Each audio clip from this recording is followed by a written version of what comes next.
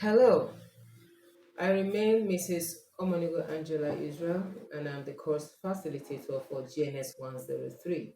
We'll be looking at study session 1, unit 2, and we're looking at types of libraries. Types of libraries. Now, libraries are of various types. They are grouped according to the functions they perform.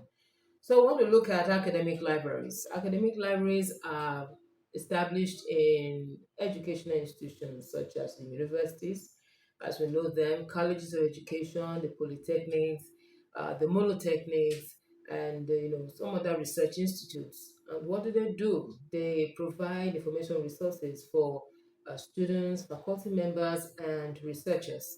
Then we have the public libraries. Public libraries are open for the general public. They are usually established by the state government or the local government.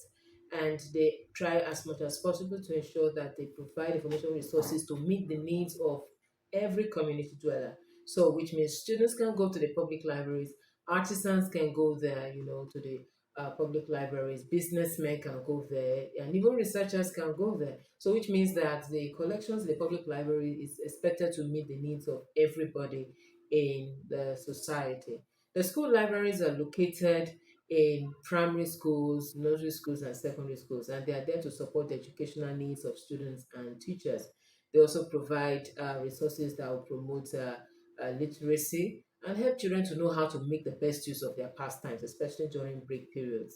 We also have another kind of library, which is the special libraries. These libraries are attached to organizations or industries, and what they do is that they try to cater for the information needs of the organizations that own them. So, whatever concerns the subject interests of the organizations is what is gathered or what is collected or acquired in such special libraries. So, which means that people that will come to use such libraries will be people who are interested in what the parent organization of the special library collects. So take for instance now an institution on agriculture. So all the resources there would be on anything related to agriculture.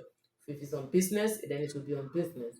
So we have national libraries. National libraries are established by the federal governments of a country, and they are expected to serve everybody in the entire nation. So, which means that just like the public libraries, but theirs is on a wider scope. So they try to meet the needs of everybody in the communities, even in the nation. Now, there's one peculiarity about the national libraries. Anything written about that country, either by the citizens or by outsiders or non-citizens, it is the duty of the National Library to ensure that these resources are acquired and kept in the national libraries. So if a foreigner writes about Nigeria, for instance, now, the National Library should have at least copies of such materials in the National Library domiciled in Nigeria. So the National Library also carry out one or two other specific functions. They issue ISBN numbers and ISSN numbers. The ISBN number, International Standard Book Number, is a number given to people who write books in this country and they want to have these books published. So they issue such numbers.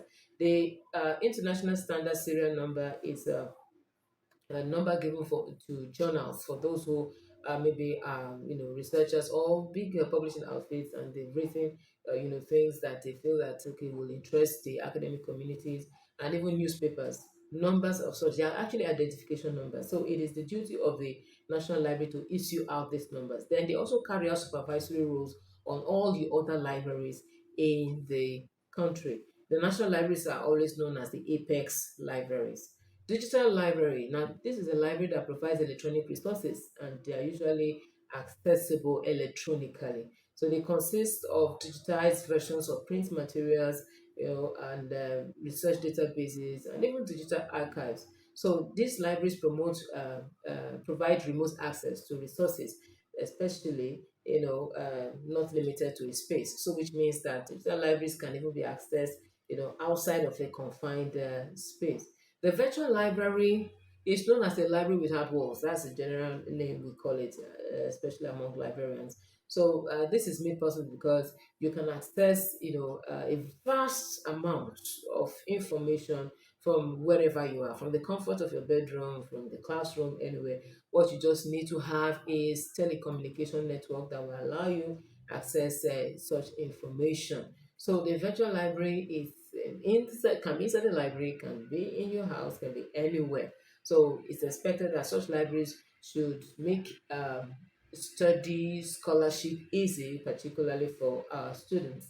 We have private libraries. Now, private libraries, from the name, shows that it is private. They're usually owned by individuals, maybe some small organizations like churches, mosques. Private libraries are owned by people who have maybe over the years have accumulated so many books or many information materials, and usually it concerns their own area of interest.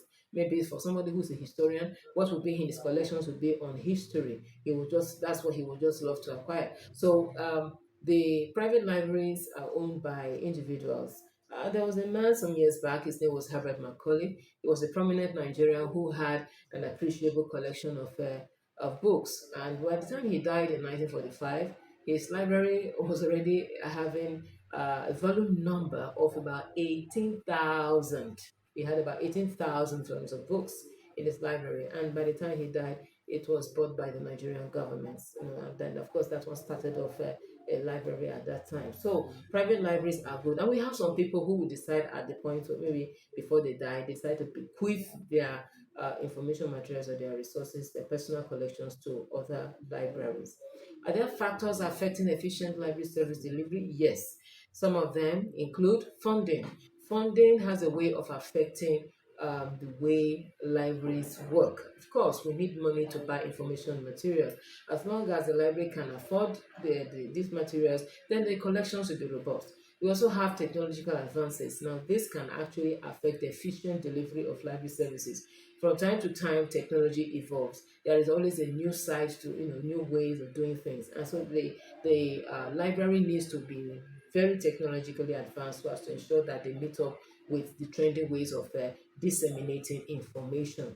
Digital divide, that this refers to uh, the gap between those who have access to digital technology and those who don't. In Nigeria, this is still a problem because we still have many of us that don't have access to digital information, and this can be a headache for the library. The library should ensure that they're able to meet the needs of people, even those on the other side of this divide. So they have to devise means of ensuring that their resources get to those who even cannot maybe even afford an Android phone. So somehow they have to just make these resources available. But if they have enough of it, of course, service delivery in the library will be very efficient.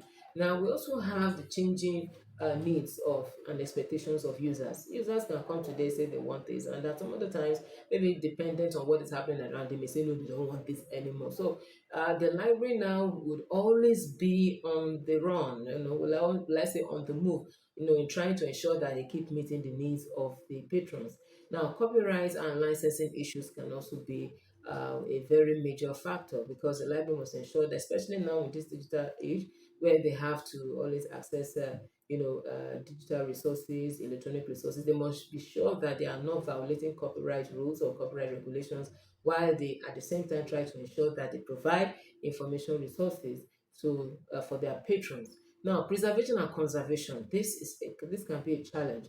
Libraries try as much as possible to make sure they have what it takes to conserve what they have, because there are some of these resources in the libraries now that they may never be published again. So the ones they have, they must ensure that it's well conserved. But some libraries, they have issues in preserving what they already have, in conserving the few they have, because they will try to make sure they keep it in the condition which it was initially or originally acquired, and that can be a challenge, especially when they don't have the means of doing that. Now, staffing and professional development also can strongly impact the efficient delivery of services in the library. The libraries must make sure they always have skilled and knowledgeable staff to provide quality services, and they must from time to time carry out recruitment exercises to ensure that this happens.